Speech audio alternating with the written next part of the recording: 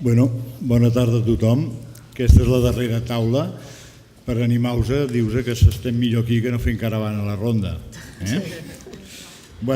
Començarem amb la Cinta Pasqual, que és la directora, la presidenta d'ACRA i la directora de la UNADA. Endavant, Cinta.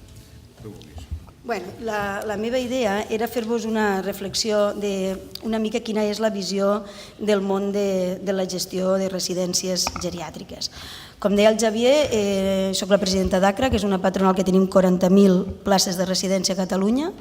Dirigeixo una organització geriàtrica amb 26 equipaments a tota Catalunya i, per tant, a vegades jo dic que tinc una visió en funció d'on tenim la residència, el cap de salut, l'àrea sanitària, podríem parlar de diferents models de funcionament. I això és una cosa que des de la taula de proveïdors de salut jo sempre demano que, sisplau, tinguéssim tots uns paràmetres de funcionament a tota Catalunya iguals, perquè és un problema. Però, dit això, a mi sí que m'agradaria fer una reflexió de quin és el sentiment que tenim al nostre sector. Jo li he dit atenció central a la persona perquè nosaltres aquí jo crec que tenim molt clar l'atenció central a la persona, anem avançat, tenim un pla de treball per cada persona i estem lluitant perquè l'apartat mèdic, l'apartat infermeria sí que la tenim, però l'apartat sanitari estigui molt ben inclòs dins del nostre país. En aquest cas, de la situació real demogràfica és que la gent gran cada vegada n'hi ha més i que, per suposat, el fet d'hi haure gent gran hi ha dependència, hi ha malalties i, evidentment, la majoria de gent que estem atenent són persones amb malalties cròniques. I, en aquest cas, l'empoderament cap a aquestes persones, tenir clar què és el que fan dins del propi sistema i quins són els seus drets i els seus deures, per a nosaltres, en aquests moments, està sent fonamental. Per tant, no podem parlar d'atenció central a la persona i d'empoderament de la persona, tant el model sanitari assistencial, no parlar així és viure amb el passat. I a vegades, si no hi ha coordinació sociosanitària, evidentment és impossible aconseguir l'objectiu d'aquesta atenció central a la persona. Tenint en compte que el 95% de les persones que nosaltres tenim, com vos deia ara, són malalts crònics, la coordinació sanitària no és una obligació, sinó un dret de la persona. Quan dic, per exemple, nosaltres considerem que el que és l'expedient, tenir l'ECAP a les residències és bàsic, a totes, no totes en tenen, això és el primer, no totes. Jo crec que hauria d'hi haver un punt de l'ECAP imprescindible a cada un dels equipaments i, evidentment, que aquest sistema es coordinés molt bé amb els metges d'atenció primària. Ho dic perquè a vegades confonem que diem les residències tenen metge. Bé, les residències tenen un servei sanitari que està amb unes poquetes hores de metge i més hores d'infermeria, però l'obligatorietat de tindre moltes hores de metge no existeix. I la infermeria no tenim per què tenir infermeria 24 hores. Per tant, sent que aquesta és la realitat, evidentment necessitem dels serveis sanitaris, dels caps de salut, perquè funcionen. I això a vegades és un problema perquè jo crec que el nostre sector no es coneix prou i no hi ha prou empatia entre els dos sectors a vegades per dir si estan a una residència ja tenen cobertes les necessitats. Jo crec que parlarem avui d'experiències maques que estan funcionant, jo en tinc que en funcionen, però en tinc altres que no. I als equipaments que jo gestiono tinc 5 models. 5 models. La setmana passada ens vam reunir el comitè d'ètica per treballar, per millorar, perquè tenim un procediment del final de la vida. I en aquest procediment del final de la vida a nosaltres ens sembla imprescindible que la persona acabi la seva vida als nostres equipaments. Imprescindible, perquè és una de les principals demandes que et fan tant les famílies com els propis usuaris. Però hi ha llocs, i per exemple teníem una companya del PADES que ens deia amb el PADES nostre no teniu cap problema, és cert, cap. Amb el PADES vostre podríem tirar en aquest equipament concret i tirar a un final de la vida empoderant a la família, a la persona, però automàticament li vaig fer una llista dels que sí que tenim problemes. Per tant, li vaig dir, l'obligació de l'equip d'ètica d'aquesta organització és dissenyar-lo perquè no tinguem problemes a cap dels nostres equipaments. I per a això és bàsic que seiem amb el Departament de Salut i que decidim quin és aquest final de vida. Nosaltres podem atendre la gent, per suposat, però la podem atendre sense infermeria 24 hores? No. Per tant, si ens doten d'una mínima recursos, que no són tants, ens estalviaríem entrades i sortides a hospitals constantment per algunes coses que avui informàticament la podríem fer sense cap problema. Jo cada vegada que demanem una ambulància per anar a l'especialista d'una persona amb un Alzheimer, amb una fase ja pràcticament, i dic, què estem fent? Per què? Per revisar la medicació. Però si avui ja tenim un aplicatiu que podríem perfectament revisar la medicació. Per què no ho fem? Doncs possiblement perquè la coordinació famosa sociosanitària evidentment no està al 100% al damunt de la taula o no ens la creiem uns i els altres. Per això, quan comentaven quina és la visió, doncs jo, sincerament, la meva visió és que estem al dia de la marmota. Jo fa 20 anys, 22, que em dedico a això, i fa 20 anys que diem amb el PIAI solucionarem la coordinació sociosanitària. Sí, benvingut sigui qualsevol passet que féssim.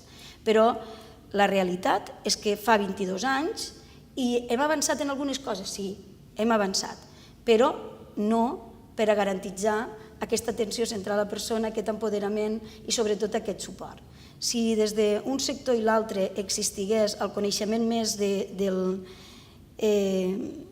Sobretot, si em permeteu, jo penso que a vegades l'apartat sanitari oblida aquest apartat assistencial, en el sentit que ens volen que hi hagi unes funcions que nosaltres a vegades podem fer i altres no.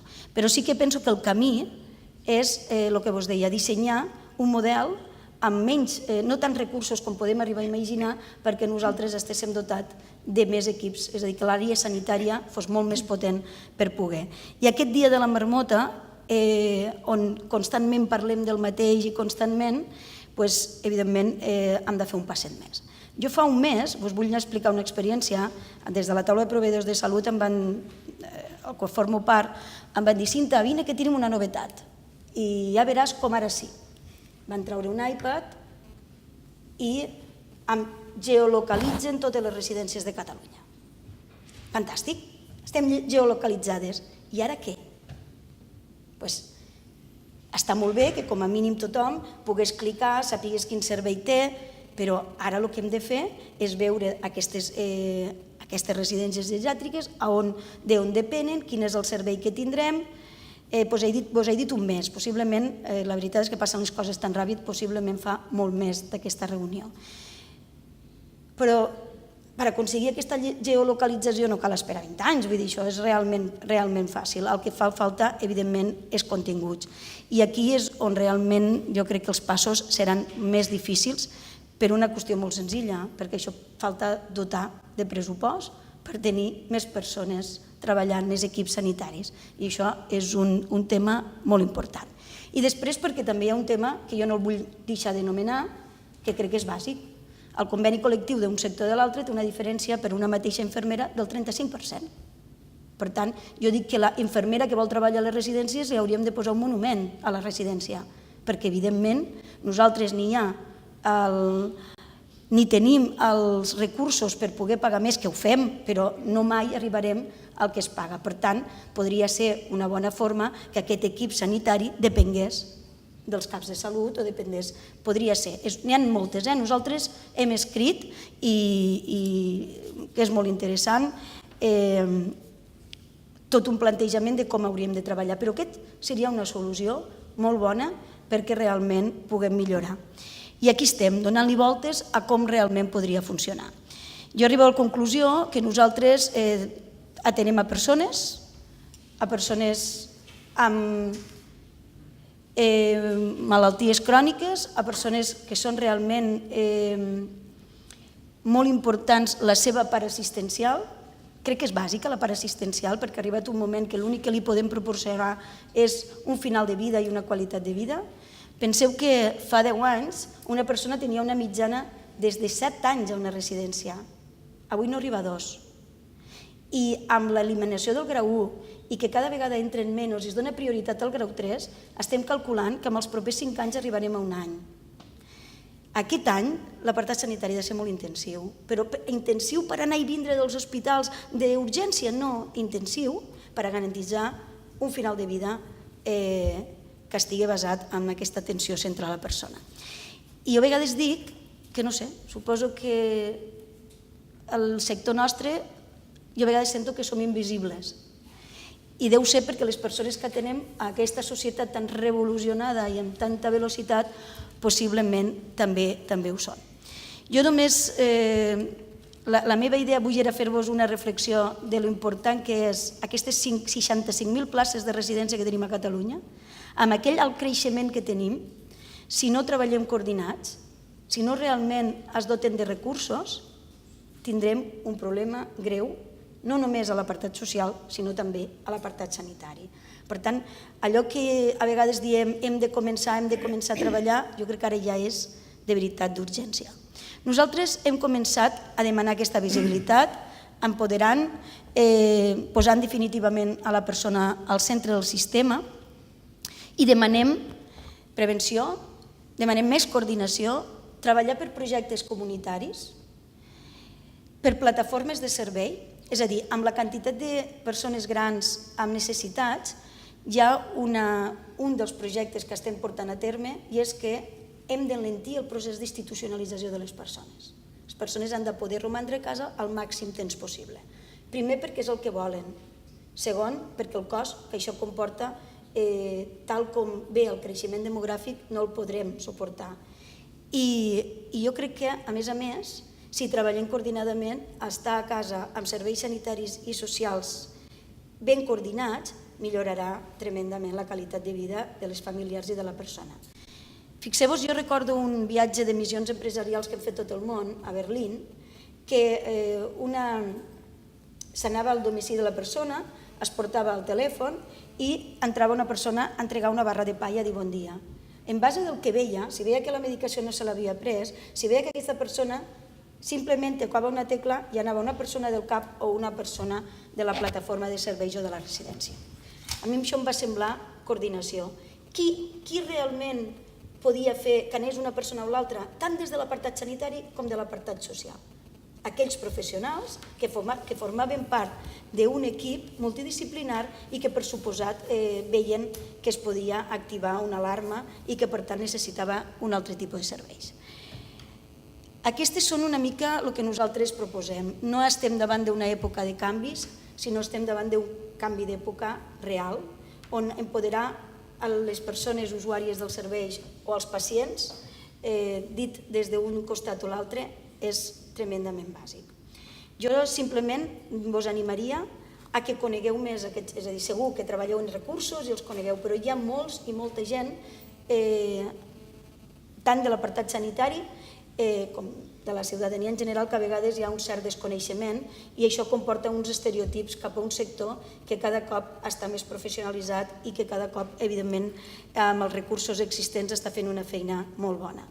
Només, per exemple, dir-vos dues dades. Nosaltres fa anys que treballem amb una eina que es diu Demència Carmapi, que el que fa és que valora les persones amb demència si tenen qualitat de vida o no, satisfacció o no, perquè és evident que les persones que nosaltres atenem, a gran part ja no es pot opinar. Per tant, hem incorporat aquesta eina, hem incorporat eines de validació i, evidentment, anem incorporant totes aquelles tècniques, tota aquella metodologia que necessitem per millorar la qualitat de vida. Però això no ho podem fer sols. Jo estic completament convençuda que hem de passar pàgina al dia de la marmota i ha d'existir una taula real de coordinació dels dos sectors i possiblement d'empatia entre les dues parts per a millorar la qualitat de vida de les persones. Gràcies i per la meva part, per ser una mica meticulosa amb el temps, ho deixaríem aquí. Gràcies. Moltes gràcies, Cinta. Ara passarem a l'exposició de l'Anna Renom, que és adjunta de la unitat de llarga estada del Parc Sanitari del Mar. Endavant, Anna.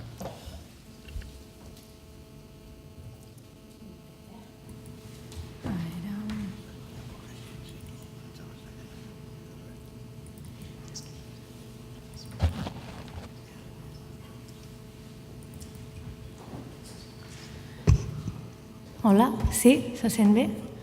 Vale. Moltes gràcies, Xavier, moltes gràcies, i també a l'organització del Congrés. Perdoneu. Ara sí. Vale. Com ha dit el Xavier, soc adjunta de la unitat de llarga estada del Centre Fòrum a Parc de Salut Mar, però parlaré sobre residències avui, tot i que no treballo en l'àmbit de residències, però sí que he estat uns anys fent recerca amb un equip d'investigació que treballaven en l'àmbit de les residències. Llavors, la meva xerrada serà potser una mica teòrica sobre dos aspectes concrets, els que veieu aquí, i també intentaré donar alguns conceptes. Una miqueta també lligat amb el que ha comentat la Cinta, que fan falta estructures, eines per millorar aquest sector, que és un sector que en realitat a nivell internacional s'està fent també molta recerca i és una àrea molt important i molt interessant.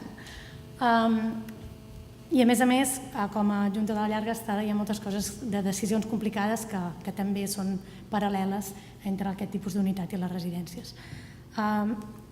Els dos temes que aprofundirem una mica són l'adequació de prescripcions farmacològiques i l'adequació de derivacions a hospital d'aguts des de residències. Comencem amb un cas, que és la senyora Maria, de 85 anys, que viu en un centre residencial fa poc i l'han ingressat diverses vegades últimament.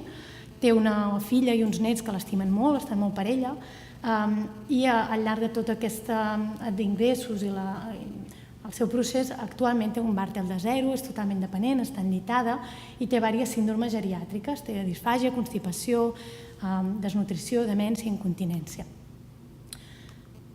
Aquesta és la medicació que pren i la patologia que té. Com podeu veure, és una persona pluripatològica, però només pren 4 principis actius. Ho veieu realista? Podria passar. La Maria un dia presenta dificultat respiratòria i té mal estat general i l'auxiliar que hi ha, això és un diumenge al vespre, té un document allà que posa que s'ha consensuat amb la família, que es farà un maneig al centre, conservador, que no es derivarà a urgències, avisa un equip de suport que venen, li fan una avaluació, li fan una orientació, li fan un tractament per via oral i un maneig simptomàtic, millora una mica però no acaba de millorar, al cap d'uns dies torna a pitjorar i finalment es mor a la residència. Un altre escenari del cas de la Maria podria haver estat la mateixa senyora amb aquesta llista de fàrmacs. Aquest potser em sorprèn una mica menys que l'altre. Veieu diversos fàrmacs per al sistema cardiovascular, uns quants d'ells per prevenció primària, 3 psicofàrmacs diferents, aquí un inhibidor de la bomba de protons que no queda gaire clar per què el pren. Bé, no és per aprofundir, només per tenir una idea. En aquest cas són 17 principis actius. I passa el mateix que va passar, dificultat respiratòria, malestar. L'auxiliar la troba que està desconfortada, avisa el 061, la traslladen a urgències on li fan proves, li diagnostiquen, li fiquen un tractament intravenós, passa 12 hores a urgències, s'agita, li posen l'haloperidol, es complica, ingressa a la planta, es torna a complicar, fa unes úlceres per pressió i finalment és èxitus. Aquest també seria un altre escenari possible que també passa. I ara si fem un punt seguit. Breument, la pregunta és si els ancians de les nostres residències són complexes. Ahir el Sebastià Santogeni em va passar aquesta diapositiva que em va agradar molt perquè mostra les puntes de la piràmide, el vermell fosc i el vermell i el groc fosc, corresponen a població amb patologia crònica de màxima complexitat i d'alt risc. I veieu que en els ancians en residències n'hi ha més que no pas en els ancians de la mateixa edat que estan a domicili. Per tant, sí que són complexes. I la literatura internacional també ho diu, hi ha una alta prevalència de fragilitat a les residències, de deteriorament cognitiu, fins a un 67%, un 33% en aquest estudi tenia un ECPAL positiu, és a dir, que s'estan acostant al final de la seva vida, una incidència de derivacions a urgències considerable, unes 30 per cada 100 llits per any segons aquest estudi, i un percentatge de prescripcions molt elevat, fins a una quarta part dels residents prenen almenys 10 fàrmacs. I avui, doncs, a partir d'ara, aprofundirem una miqueta en aquests dos temes, un, el tema de derivacions a l'hospital, i l'altre, les prescripcions farmacològiques. Respecte al primer tema, bé, derivar un pacient o un resident a urgències és una decisió difícil i sovint l'ha de prendre una infermera o un auxiliar que està potser sola en aquell moment. I ingressar un resident a l'hospital d'aguts comporta un risc en segons quins, sobretot els més fràgils, d'esdeveniments nosocomials, deteriorament. Òbviament també poden haver-hi uns beneficis, però fer la balança entre beneficis i riscs no és fàcil i crea dilemes. Aquesta és una revisió sistemàtica que va estudiar, va revisar els estudis que miraven què s'associa a derivar més als residents. Quins residents són els que més sovint van a urgències i quins tipus de residències són els que més sovint deriven. Els residents que més sovint van a urgències, doncs, òbviament, són els que tenen més patologia crònica, malaltia cardíaca, respiratòria, ansietat, catèters, polifarmàcia, però també, i això crida també una mica l'atenció, clar, són pacients, són residents que tenen deteriorament cognitiu, deteriorament funcional, úlceres per pressió, baix pes, és a dir, que estem derivant realment pacients fràgils. I també es deriva més a aquells residents que no han fet voluntats anticipades. Respecte a les residències, deriven més aquelles que són, segons aquest estudi, privades, que no tenen connexió amb l'hospital, que no tenen unitat de demència, que tenen poca infermeria, poc accés a metge, poc suport per part d'equips especialitzats, molt de turnover del personal, que cada dia hi ha una infermera diferent, que hi ha poca continuïtat i que tampoc no treballen el tema de les voluntats anticipades. Llavors, un altre tema és el tema de l'adequació dels trasllats. El cas, per exemple, de la Maria, que han traslladat, quan la van traslladar i va passar tot això a urgències, és molt difícil, o sigui, si plantegem si aquest trasllat va ser adequat o inadequat, no és tan fàcil de dir sí o no, perquè podríem dir que va ser inadequat perquè va evolucionar la cosa d'una manera que no ens ha agradat, però alhora podríem dir que és adequat perquè aquesta infermera es va trobar amb un símptoma que ella no podia gestionar i, per tant, havia de fer alguna cosa. Llavors, vam fer aquesta revisió sistemàtica de totes les eines que existien per mirar l'adequació dels trasllats i en vam trobar 16, però no hi havia cap consens de quina era la més generalitzable, la millor, la més completa per utilitzar. I, de fet, eren molt diferents entre elles. I, com podeu veure, hi havia trasllats, la proporció de trasllats inadequats variava molt també, depèn de l'eina que utilitzaven. El que sí que vam intentar fer va ser classificar de totes les eines quins aspectes d'adequació tenien en compte. I aquests serien els aspectes. Tenien en compte la severitat dels símptomes aguts, tenien en compte el requeriment de recursos. Aquest auxiliar necessitava calmar-li potser la dificultat respiratòria, tenia els recursos. Si els hagués tingut, potser era inadequat traslladar, però si no els tenia, potser era adequat.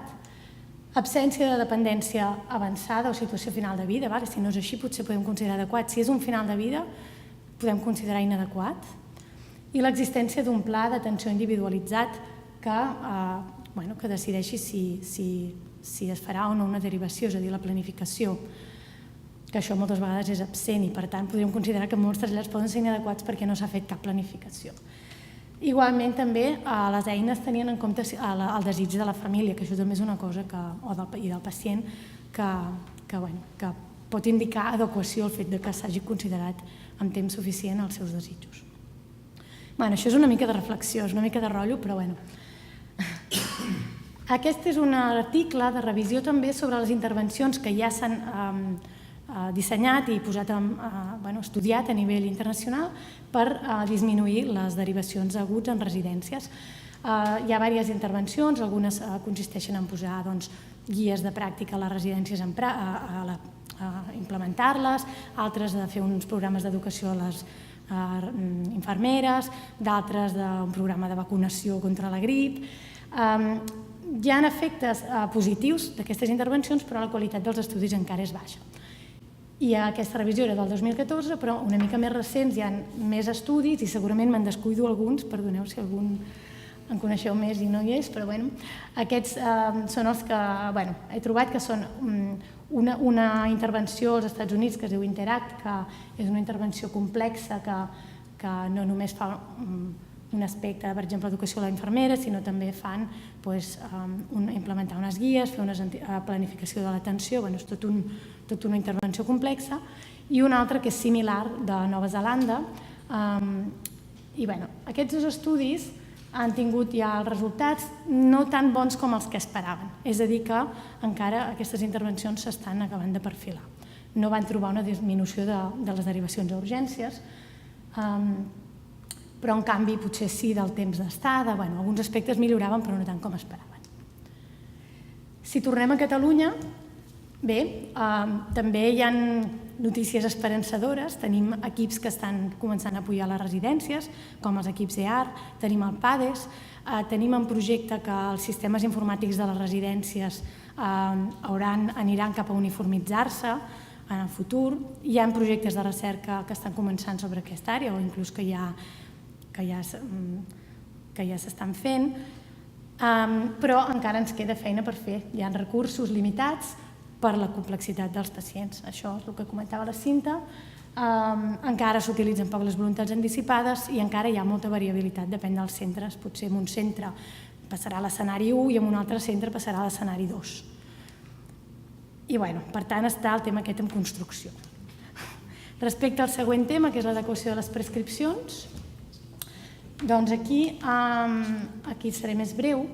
Repasso una mica alguns punts d'adequació de prescriure en general i després anirem una mica a la literatura, a una mica d'actualització de literatura en residències específicament. Quan volem adequar una prescripció hem de pensar que ha d'estar adequada a una indicació i a uns objectius per cada resident. Hem vist que hi ha residents molt variats, per tant hem d'adequar-ho. Després posarem alguns exemples. A més hem d'evitar, el típic, però que a tots ens passa, d'evitar duplicar principis actius, no deixar un medicament sense revisar i que després t'adones que fa temps que l'havies d'haver parat, és a dir, anar revisant la duració, ajustar la funció renal, intentar que no interaccionin els fàrmacs. I després el tema de les prescripcions inadequades, que ja coneixeu que hi ha unes eines, el Stop Start, que aquí s'està començant a implementar bastant en diferents àmbits, altres eines com el VIRS, que són unes llistes de medicaments que s'haurien d'intentar evitar o alguns que s'haurien d'intentar prescriure quan són necessaris per evitar la infraprescripció d'aquests fàrmacs. I finalment, un altre aspecte de l'adequació, del qual hi ha bastanta literatura, és el fet d'incloure el pacient en la presa de decisions. Un dels aspectes que dèiem de posar objectius per cada resident podria ser un exemple tan senzill com el de la prevenció. La prevenció primària cardiovascular o secundària, però s'ha vist que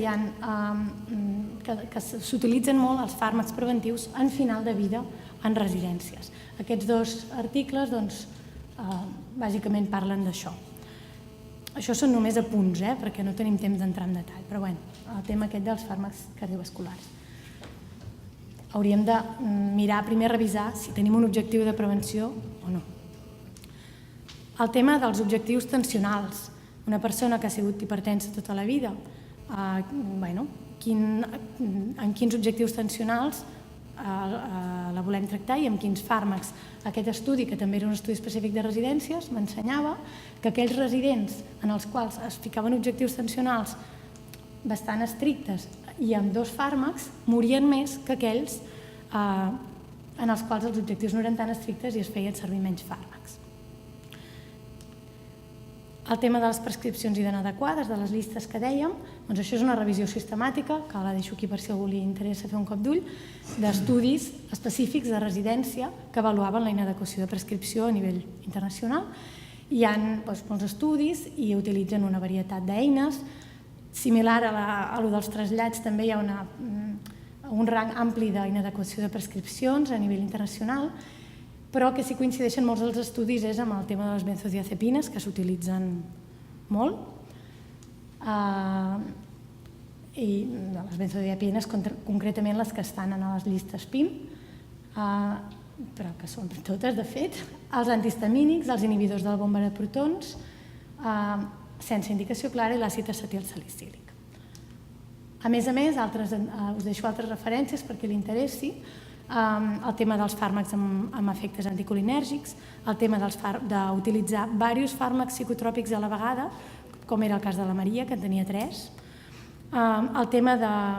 Aquest és un altre estudi europeu en el qual també participava Barcelona, en el qual es va veure que s'utilitzava els 2 fàrmacs que més s'utilitzaven inadequadament en demència eren els inhibidors de la bomba de protons durant llarg temps i la risperidona més de 6 setmanes. I després també he vist, hi ha un estudi que no he acabat de trobar la publicació, però que l'he trobat, que s'està fent divulgació d'un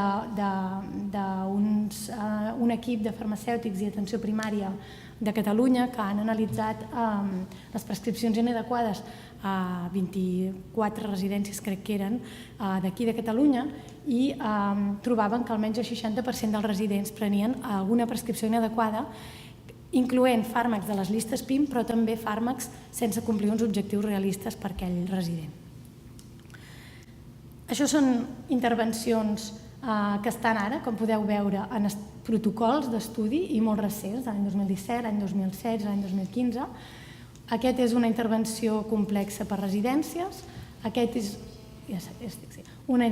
per disminuir els psicotròpics, aquest és una intervenció també complexa que inclou un farmacèutic per disminuir anticolinèrgics i sedatius, i aquest és una intervenció complexa més general que també inclou el farmacèutic, i almenys aquestes 2 intervencions també inclouen la participació del resident a l'hora de prendre les decisions.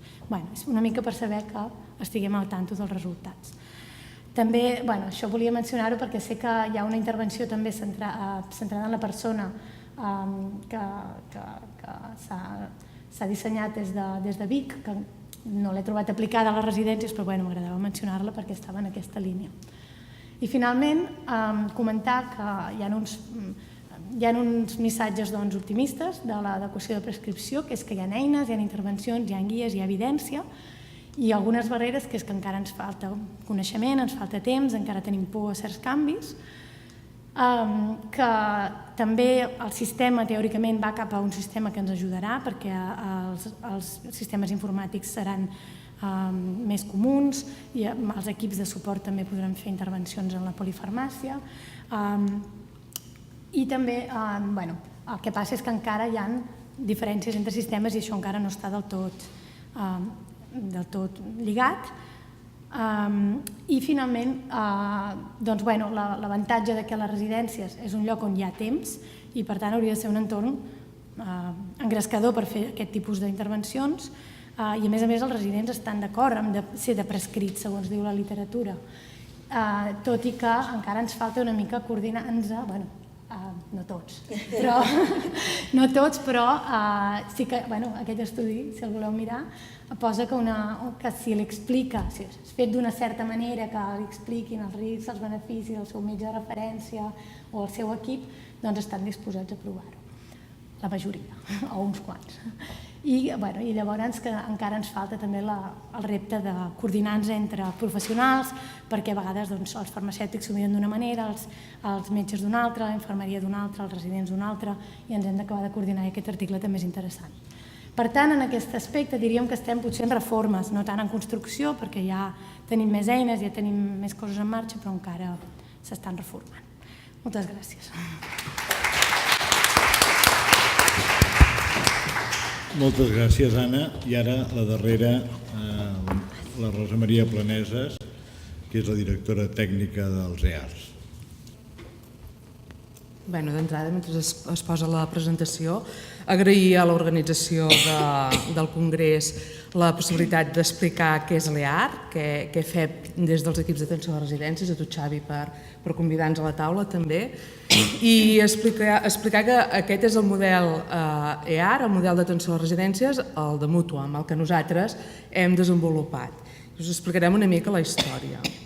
Qui som nosaltres? Doncs som uns equips sanitaris multidisciplinaris formats per metges i infermeres i també amb suport de treballadora social, d'auxiliars d'infermeria, d'auxiliars administratius, perquè evidentment sols no ho podem fer, no? I que tenim expertesa en geriatria i en atenció pal·liativa i que el que fem és anar a casa de...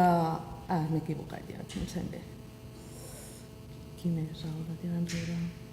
Em sembla que és el de dalt. El de dalt? Sí, el punter, però no vull tirar enrere, perdoneu. Anem a casa de les persones que viuen a les residències, anem a casa seva, a la residència, i fem l'atenció in situ a la residència. Ens desplacem, nosaltres ens desplacem. Evidentment, també ens comuniquem amb l'equip sanitari de les residències, perquè ens hem de coordinar per força, perquè són els que estan allà i els coneixen, i ho fem a través de les TICs, del telèfon, del correu electrònic i de pactes que haurem fet amb cada residència, perquè cada residència és diferent. I com diu la Montse, la nostra coordinadora mèdica, hem de fer el traje a mida amb cadascuna de les residències. Però evidentment això no ho podem fer sols, nosaltres això ho hem de fer-ho d'entrada a l'equip d'atenció primària, perquè aquests pacients són pacients que estan assignats a l'equip d'atenció primària i hem d'utilitzar els seus circuits dins del sistema sanitari de cada territori on estem nosaltres intervenint, però a més, el pressupost que nosaltres utilitzem de farmàcia, de producte intermedi i de material és de la primària, per tant, nosaltres l'hem d'utilitzar amb molta cura i ens hem de coordinar amb la primària, però també ens coordinem amb l'especialitzada, tant la intermèdia com l'aguda, i per suposat amb el SEM, perquè si fem atenció continuada també ho hem de fer. No ho he dit, nosaltres estem actius de dilluns a diumenge, de les 8 del matí a les 8 del vespre. Per tant, amb això i amb la coordinació que nosaltres fem en tots aquests dispositius podem garantir la continuïtat assistencial. Era el del mig? Sí. Quins objectius tenim nosaltres com a equip EAR? Doncs d'entrada donar una atenció integral, integrada a les persones que viuen a les residències, desenvolupant fórmules assistencials orientades a una atenció proactiva i centrada en la persona, en el pacient, prioritzant sobretot aquell pacient que és crònic complex o que té malaltia crònica avançada, i d'acord també a les directrius del PPAC, del Programa de Prevenció i Atenció a la Cronicitat. Nosaltres no podem anar per lliure, hem de tindre un marc teòric referent, seguint les directrius d'aquest programa, com he dit, i a més amb un treball integrat i col·laboratiu amb la resta de proveïdors sanitaris i socials del territori. Quan apareix l'EAR? L'EAR apareix aquí a Barcelona l'any 2009, el CatSalut s'adona que la complexitat a les residències va en increment i que, a més són uns pacients que cada cop gasten més recursos sanitaris i es vol posar un equip que faci una racionalització d'aquests recursos, no només en termes d'eficiència, perquè ens equivocaríem, sinó en termes d'adequació d'aquests recursos. El 2009 es comença a l'AIS Nord, aquí a Barcelona, el 2010 s'estén cap a Barcelona litoral i dret, el 2011 ja estem a tot Barcelona i el 2012 al Vallès Occidental i Oriental i el 2014 en una zona del Baix Llobregat, centre i litoral. A tot arreu fem el mateix model d'atenció? No. Aquí a Barcelona, a la majoria de les residències que estem, fem un model complet, com si fóssim un equip de l'atenció primària que va fer l'atenció a la residència, som un equip de suport a la primària, però, per exemple, al Vallès i al Baix Llobregat tenim diferents modalitats amb l'equip de l'atenció primària, pactem fins a on arriben ells, fins a on arribem nosaltres, fem el traje a mida també amb la primària. I llavors, a més, aquí a Barcelona hi ha uns equips que durant la setmana ells fan tota l'atenció de les residències i al cap de setmana nosaltres fem l'atenció continuada. Nosaltres pertanyem al Siscat, som un programa públic finançat pel CatSalut i per tant estem dins de la línia del Siscat. Participem als pactes territorials a tots els territoris, per tant compartim els objectius amb la resta de proveïdors de salut del territori. Començant, per exemple, per tots els objectius de farmàcia amb els indicadors tant qualitatius com quantitatius. Els comitès d'urgències, perquè com que fem atenció continuada som una peça més de l'engranatge de l'atenció continuada dels territoris, sobretot en època PIUC, que la tenim aquí a la cantonada. Participem a les rutes assistencials dels territoris i treballem amb l'ECAP, que la Cinta deia que era necessari tenir l'ECAP. Nosaltres anem amb l'ECAP a sobre, no? Què ha permès l'ECAP? Que el pacient estigui al sistema, amb tots els seus problemes. Nosaltres treballem amb ECAP i queda tot publicat a història clínica compartida. Per tant, quan aquest pacient fa transicions pel sistema, la seva història transita amb ell, no? I és assequible a la resta de proveïdors. I des del 2016 tenim una línia assistencial pròpia d'equip d'atenció residencial, que nosaltres creiem honestament, que no és el marc avaluatiu que hauria de tindre l'EAR pel perfil de pacients que nosaltres atenem, perquè ens avalua bàsicament per la vacunació antigripal, perquè aquests pacients estiguin dins d'unes glicades adequades, hem aconseguit que sigui per sobre de 8, 8,5, que abans era més baixa, i que tingui un control òptim de la pressió arterial, que també hem aconseguit que estigui entre 16 i 9,5, que abans ens el marcàvem més baix.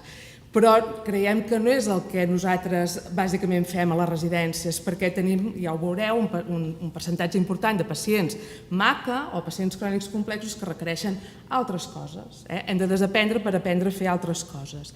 I això és important, el 2015 ens van certificar per AQUAS, no? I per què ens van certificar? Doncs perquè des de l'inici de l'EAR, ja hi he tornat, des de l'inici de l'EAR, el CatSalut va fer un estudi de la disminució de la despesa farmacèutica i es va disminuir un 13%. Evidentment, ara no podem seguir mantenint aquestes disminucions perquè arriba un punt que arribes a una situació més seta, no?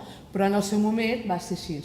I quan vam entrar al Vallès Occidental es va voler fer un estudi de l'impacte de la intervenció dels EARs en l'atenció continuada. Quan nosaltres vam entrar a les residències es va voler fer amb el Parc Taulí un seguiment de les derivacions. I en aquest seguiment ens ha sortit, després d'un any i mig de la nostra intervenció, amb el basal que teníem del 2012, que nosaltres no hi érem, ens ha sortit que tenim una disminució, una variació negativa d'un 23% de disminució de derivacions a l'hospital. A més, una dada que és significativament estadística. 4 dades. Nosaltres intervenim sobre 322 residències en tots els territoris que estem i, com comprendreu, d'aquestes 322 n'hi ha que són privades, públiques, concertades, col·laboradores, privades, no sé si ho he dit, grans, petites, de totes les mides, residències que tenen d'alta dotació sanitària, residències que són tan petites que no tenen només infermera, poques hores de metge i tal. Per tant, com us deia abans, traja i mida. Portem unes 17.682 places residencials, al cap de setmana se'ns incrementen les residències i les places residencials aquí a Barcelona i ens coordinem amb 93 equips d'atenció primària. 4 dades d'activitat, però voldria fer èmfasi en la identificació que fem. Les noves identificacions han d'anar acompanyades del PIC, tenim marge de millora, tots tenim marge de millora amb els PICs, però aquí amb el que sí que em vull parar és un moment amb els pics dels pacients MACA. La majoria de pacients identificats com a MACA quan arriben a la residència, una gran part ja tenen un deteriorament cognitiu important i per tant no podem fer el pla de decisions anticipades amb ell. Això vol dir que s'ha de començar a treballar abans i que nosaltres, quan ja els tenim a la residència, hem de treballar amb les famílies. I aquí necessitem la complicitat, sí o sí, la necessitem sempre, però aquí més, de la residència, de l'equip sanitari de la residència, que és que ens ha de posar en contacte amb les famílies per poder fer aquest PDA, que evidentment la família l'ha de beneir, si no nosaltres no podem decidir unilateralment què és el que hem de fer. I amb l'atenció continuada, que nosaltres hem fet gairebé 10.000 visites d'atenció continuada, de les visites que ens entren a la nostra central de trucades, que tenim habilitada per les residències que portem, d'aquestes visites, el 86% els hem resolt in situ. In situ vol dir una part a la residència i l'altra pot ser telefònicament perquè hi ha una part de demanda que es pot resoldre telefònicament. I d'aquestes, del 14% que direm urgències, un 55,7% queda ingressat. Per tant, l'adequació, no sé si és bona o no, però queden ingressats. El que sí que la bibliografia, abans l'Emma ho ha explicat en una altra taula, ens diu que entre un 47 i un 48% queden ingressats, per tant estem per sobre fins i tot del que diu la bibliografia. Quin perfil de població tenim nosaltres? Estem desenvolupant un estudi amb l'Observatori Quali sobre NECPAL i les dades preliminars ens diuen que el 77% són dones, viudes, un 64%, entre demències i Alzheimer tenim un 55% de trastorn cognitiu, un 62% ingressa per motius sociosanitaris, un 56% procedeix de casa seva, de la llar, amb la filla o el fill com a referent un 64% i que tenen com a pauta fixa una mitjana de 6,5 fàrmacs. I d'aquests, una mostra de 471 residents, 58% compleixen amb criteri NECPAL positiu. Això ja ens dona una visió de la complexitat que hi ha a les residències en aquest moment. A més, des de finals de desembre del 2016 disposem de dades dels geriàtrics, que és el quadre de comandament que té l'ICS per les residències geriàtriques que ells porten. I de les nostres, un 42% són pacients amb demència i d'aquests gairebé un 35% PCC i un 11,5% són MACA. Per tant, estem parlant que gairebé un 45-46% dels nostres pacients són entre PCC i MACA. Més tema de la complexitat. I aquí coincidim amb l'Anna, amb la diapositiva, que jo l'he tret d'una presentació del CatSalut, però sé que el Sebas també l'explica, el doctor Santa Eugènia, que realment nosaltres ja portàvem molt temps insistint que no és el mateix la complexitat en un domicili habitual que en una residència, perquè la concentració de pacients MACA o PCC que hi ha a la residència no tenen res a veure amb el domicili. I amb una diferència, que al domicili la relació cuidador-pacient sol ser 1 a 1 o 2 a 1 o 3 a 1, no? I en canvi a la residència no és així. A la residència hi ha 30 pacients per 1, per 2, depèn de les hores del dia. Normalment les nits, caps de setmana, que solen passar coses, hi ha menys ràtio de personal. Què fem nosaltres? Tenim una cartera de serveis que es basa en 3 pilars, una atenció programada, una atenció continuada i formació. Bàsicament el nostre model assistencial es basa en una valoració geriàtrica integral a l'alta i les revaloracions sempre que faci falta, per a mínim una anual. Fem tota la cartera de serveis bàsica que podria fer la primària, el control de taula, la prescripció i tal.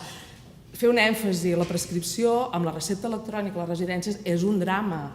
Tots aquells que ho facin, perquè a les residències hi ha molts canvis de prescripció i per tant és un drama. Esperem que algun dia això tingui la solució. Fem l'abordatge de la disfàgia, fem l'adequació de la incontinència, fem la conciliació dels medicaments, també tenim suport de la farmàcia també per fer tota l'adequació de la prescripció en base al perfil de persona que nosaltres estem atenent. Seguiment de nafres, tots els tràmits administratius i tot el que convingui. I com que tenim el pacient MACA, aquí no ho he posat, però també fem l'atenció pal·liativa del pacient que no és final de vida, que també el fem. I què fem a l'atenció continuada? Doncs, a part de rebre la demanda aguda, la que ens pugui arribar en aquell moment, també fem l'atenció pal·liativa que tenim de situacions de final de vida, la descompensació clínica, la consultoria telefònica que us deia, seguiments telefònics d'aquell pacient complex que requereix que al cap de setmana o el dia a dia el anem seguint. I ara, des de començament d'any, a més, amb alguns hospitals i alguns CUAPs, ens notifiquen precoçment l'alta de la persona del servei d'urgències i nosaltres fem el seguiment precoç també. Abans de les 24 hores nosaltres truquem a la residència per saber com està aquella persona que ha tornat.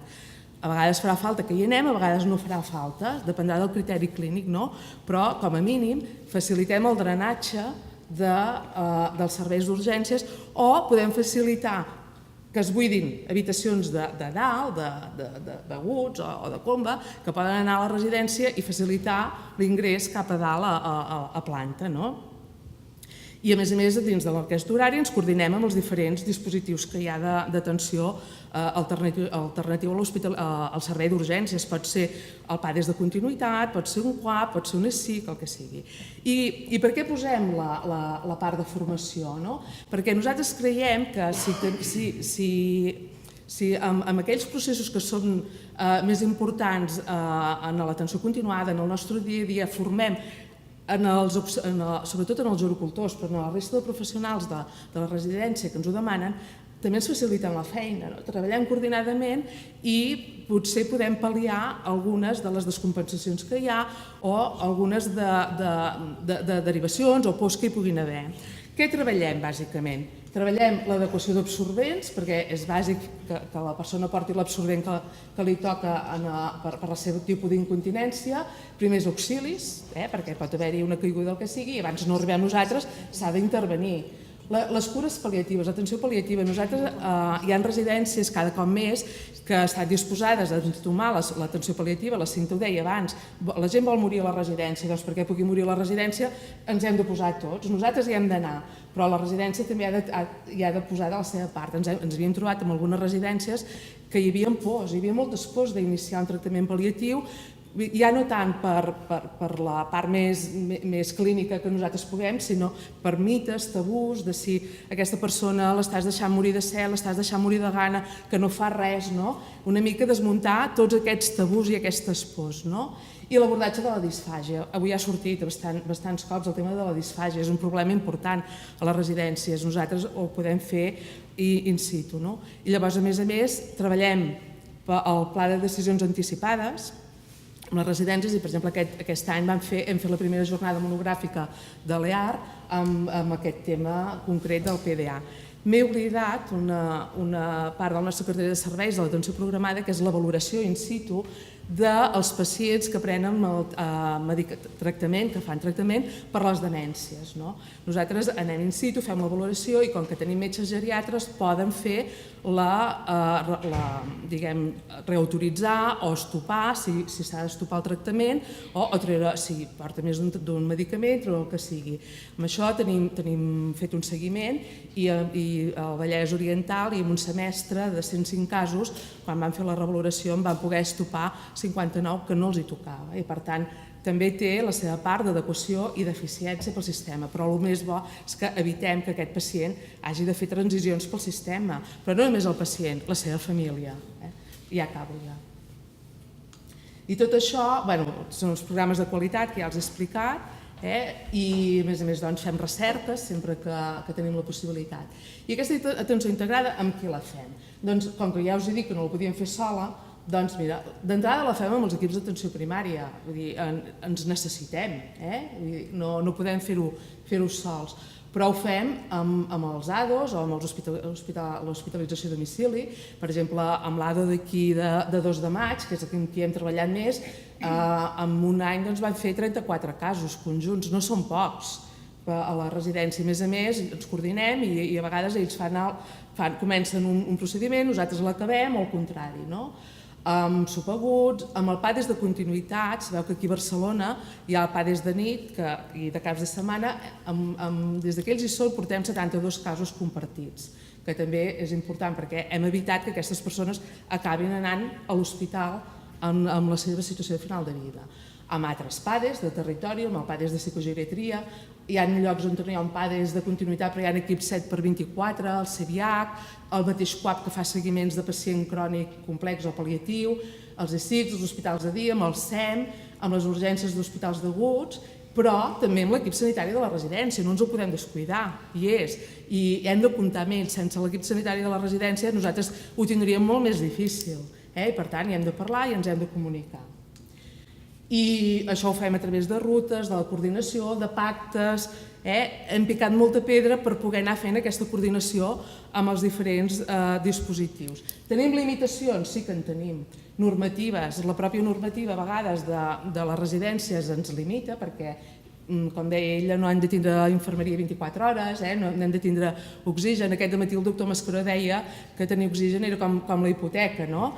Doncs nosaltres ens agradaria poder pagar aquesta hipoteca perquè moltes de les descompensacions que veiem a la residència són descompensacions respiratòries. Portem nebulitzador, podem posar un suero però no podem posar oxigen. Ai las, els hem d'enviar. I en canvi si poguéssim posar l'oxigen podríem fer-ho a la residència. Per sort, cada cop tenim més dispositius que els podrem derivar per no acabar el servei d'urgències d'aguts. També és cert que cada cop els serveis d'urgències d'aguts van geriatritzant les urgències i ens entenem i la veritat és que fem el drenatge molt més ràpid.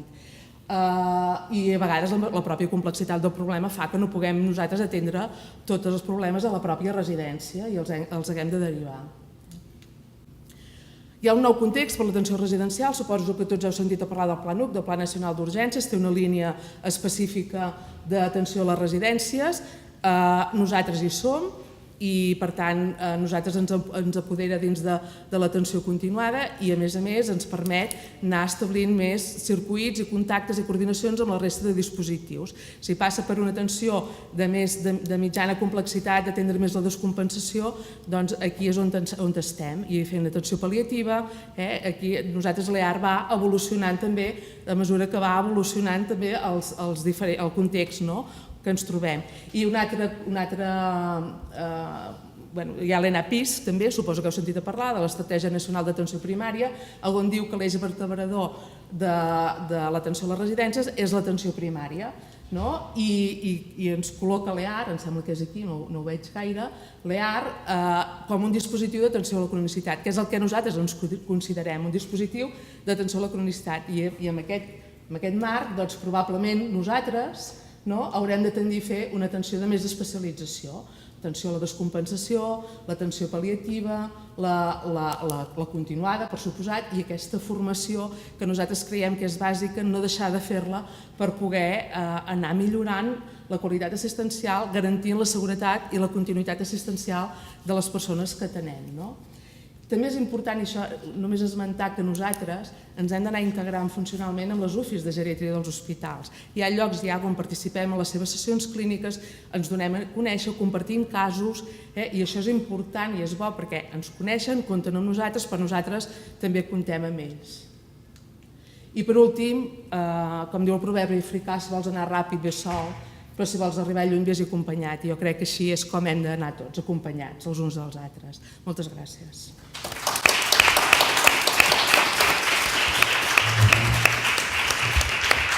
Moltes gràcies, Rosa. Passem al torn de preguntes.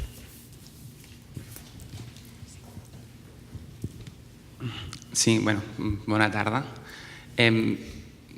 Felicitats per la taula, de debò. És una llàstima que la fem a aquesta hora i no a les 9 del dematí, i ho dic en sèrio. El tema em sembla molt complex i donaria per un congrés, només parlant d'això. I a mi se'm plantejaven moltes preguntes mentre explicàveu totes les necessitats, sobretot de l'àmbit residencial i d'atenció. Una, a la Cinta Pasqual li volia preguntar, parlaves de falta d'empatia, de connexió. No serà pels geriatres, perquè ganes d'atendre les residències en tenim. Però on creus que hauria d'entrar aquesta atenció? Des dels centres sociosanitaris, des dels ambulatoris? Quines necessitats teniu? Perquè, a veure, quines propostes hi podrien haver-hi? I després també parlaves molt del final de vida. Les residències poden atendre que s'administri medicació subcutània un auxiliar i no una infermera? Clar, ha d'haver una infermera 24 hores al dia, perquè a vegades jo que treballo en una planta de mitja estada polivalent ens trobem que pacients no poden fer un final de vida perquè no es pot administrar medicació, una dosi de rescat de morfina. Són preguntes que et planteges. I després, a la Rosa Planeses, li volia preguntar, aquests EARs, si ens podries explicar una mica més com estan formats. A mi m'ha sobtat que parles d'atenció a gairebé 17.000 persones, un àmbit d'acció de 17.000 persones, amb 10.000 accions, més o menys a l'any. Com la feu? Amb un geriatre, amb una infermera? I quantes visites feu a cada pacient? Perquè no m'acaba... O com seleccioneu aquests pacients d'aquests 17.000? Perquè entenc que no arribeu a tots. Com els seleccioneu i d'aquests 17.000 més o menys quin percentatge treballeu? En quant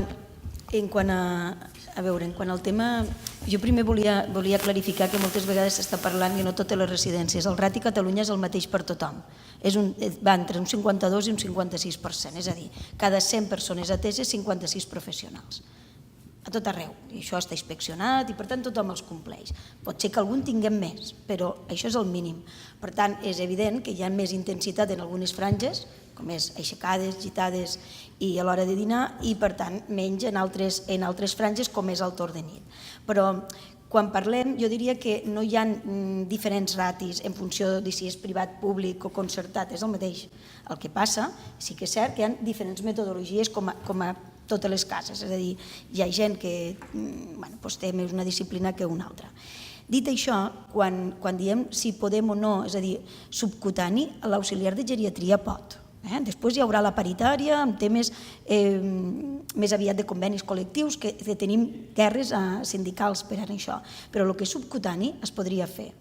Però, evidentment, moltes de les residències opten que per a començar amb un procés de final de vida volem infermeria 24 hores. I jo sempre dic aquí on està els límits. Nosaltres, que tenim clara voluntat d'atenció al final de la vida, tenim igualment el mateix rati que algú altre que decideix que això no s'ha de fer. Jo estic a favor de tot el que fem, com vos deia abans, tinc totes les experiències, tinc EARs, tinc que no en tinc, però al final, si a vosaltres ens preguntéssiu, a mi personalment i a la meva organització, què prefereixes? Jo prefereixo un equip intern. Jo prefereixo els meus geriatres, les meves infermeres, i prefereixo que aquestes persones tinguin clar tot el procediment que estava explicant, tots, i que es coordinen tal qual com la Maria Rosa dia que fèiem a l'EAR, tal qual, evidentment, tinc també a l'EAR i sé que existeix. Però al final, l'EAR dona l'EAR i altres, que existeixen altres, ens dona una bona atenció en un moment, però nosaltres continuem. I al final jo dic que les infermeries, la infermeria de les nostres residències, conjuntament amb els geriatres, evidentment, és qui estan allà i qui poden participar en el PAI, no només amb el punt mèdic, amb el punt de la medicació, sinó amb tot la qualitat de vida d'aquesta persona, amb tot l'horitzó de poder proporcionar una millor qualitat de vida, per la qual cosa crec que s'ha de fer una repensada amb tot el sistema. No podem tenir l'ECAP. Mira, gràcies a l'EAR tenim l'ECAP. És trist, no pot ser. L'ECAP s'ha de tenir. És a dir, com podem garantitzar una atenció integral si nosaltres no tenim accés a la història clínica compartida? Jo a vegades quan venen els metges ens diuen és que sí, ara podem tenir-ho, hem arribat a un pacte, però resulta que necessitem fibra òptica i no es va preveure que a una residència tots els CAPs de Catalunya es van invertir 50 milions en fibra òptica i al costat tenies una residència però allà no es va preveure, per la qual cosa l'ECAP no el podem tenir perquè no hi ha i això ens està passant actualment. Per tant, jo quan dic que s'hem de repensar el sistema, la millor forma és dotar, perquè cada vegada més nosaltres tindrem persones amb més intensitat i per tant tot el que vingui, benvingut siga. Tot, perquè jo penso que tant sentint uns als altres és fantàstic, però fa falta més recursos interns. Que acabem hospitalitzant les residències. Perdó, dic que hi ha el risc que al final acabem que les residències es converteixin en centres sanitaris, no?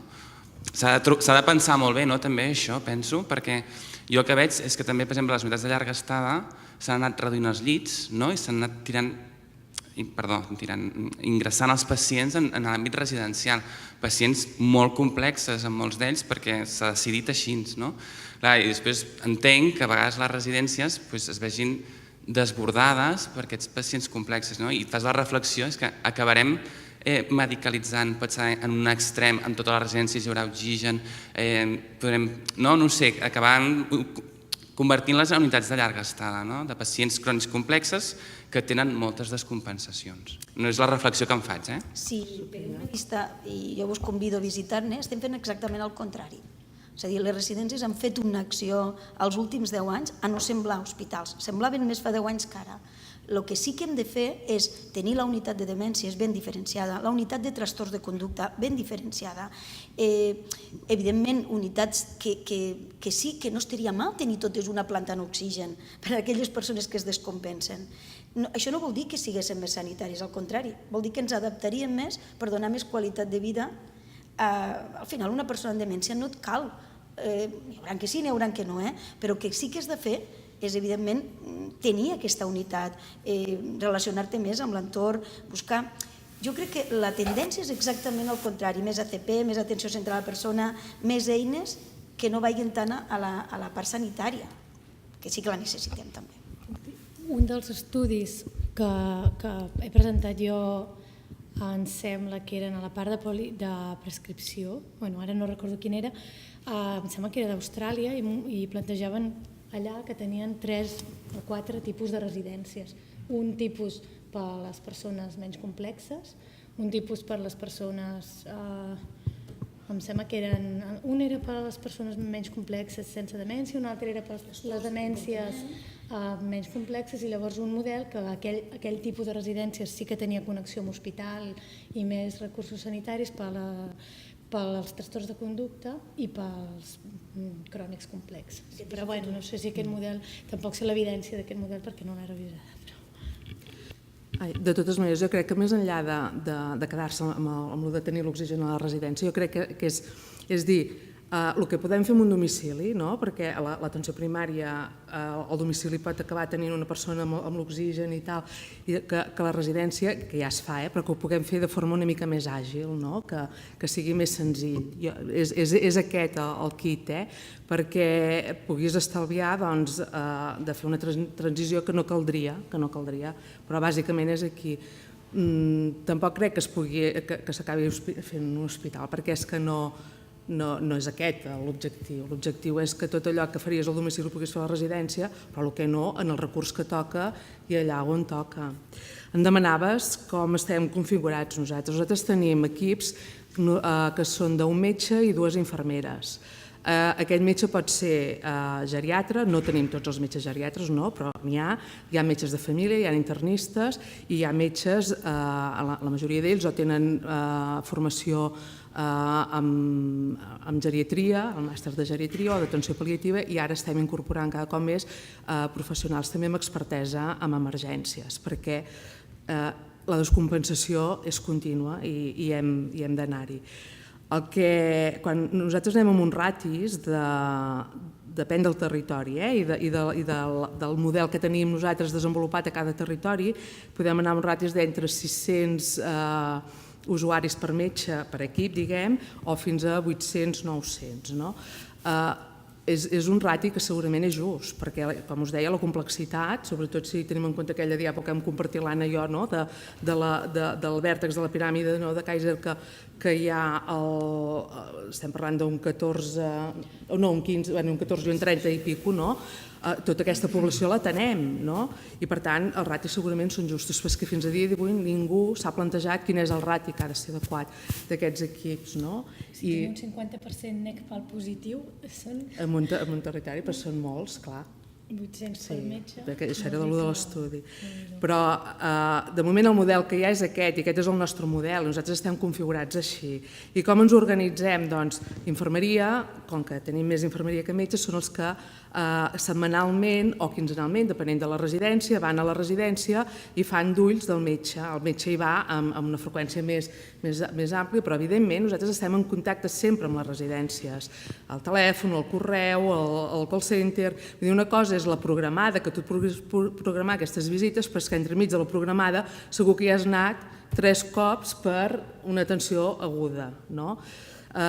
També és veritat que a vegades nosaltres anem amb la llista de la programada, avui farem totes aquestes valoracions, farem tot això, i tu arribes a la residència i la residència aquell dia té unes altres necessitats que no tenen res a veure amb la programada que tu tenies, perquè tenen molta patologia aguda o estem en època del grip i n'hi ha 6 o 7 que els has de visitar, o una gastroenteritis, o el que sigui. I tu t'has d'adequar a les necessitats de la residència en aquell moment. La idea és, evidentment, programar-se, però jo crec que el criteri clínic i el sentit comú han de prevaldre per davant de tot, i sobretot, si volem fer una atenció centrada en la persona, les necessitats que té la residència en aquell moment, perquè ells han de donar sortida també a les necessitats que té la persona que tenen a la residència. No sabria dir-te en aquests moments quantes visites fem per pacient a l'any, perquè depèn del territori i depèn de la residència. Com que us he dit abans, hi ha residències que són molt grans, hi ha residències que són molt petites. Hi ha residències, sobretot a la zona de dreta, que són molt petites, que tenen molt poc personal sanitari, la dreta d'aquí a Barcelona, i que poder infermeria hi fa 22 visites en un semestre. Vull dir que hi va cada setmana, i el pacient Perdó, volia dir 22 visites a l'any per pacient, m'he equivocat, vull dir, com que hi anem cada setmana, 22 visites a l'any per pacient, són visites, a l'any per pacient, 22. Per què? Perquè arriba l'època d'estiu també, no? I les residències, doncs, no totes cobreixen el seu personal i nosaltres acabem també suplint aquesta part, tot i que nosaltres no som un equip que supleixi l'equip sanitari de la residència ni el de la primària, som un equip de suport, però davant de la necessitat, doncs, com diu la Montse, anem fent el traje i mida, ens anem adaptant a lo que hi ha. Segur que el model té molt marge de millora, segur que es poden fer, hi han d'haver-hi canvis, segur, però de moment és el que hi ha, i quan va néixer amb uns objectius i a mesura que la complexitat de les residències ha anat incrementant, doncs nosaltres hem hagut d'anar adaptant el nostre model a aquestes necessitats. No sé si té resposta al que... Bueno, doncs donem per finalitzada aquesta sessió i bona nit i fins demà. Gràcies.